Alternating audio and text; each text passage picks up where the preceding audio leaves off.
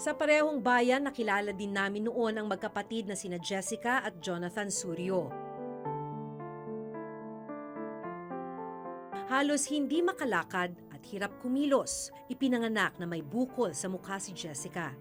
Pag kumalma na naman po yung tiyan ko, ulo ko na naman yung mano.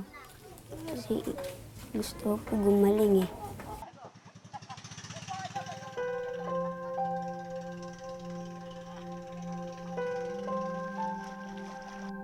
Sobra po yung awa namin kahit wala kaming hanap buhay, walang makain, pero tinitiis lang namin dahil anak namin yun eh.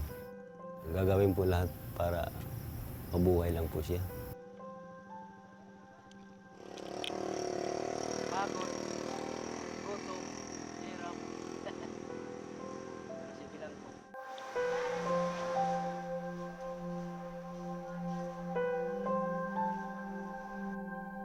Nadala pa sa ospital noon si Jessica at sumailalim sa ilang pagsusuri.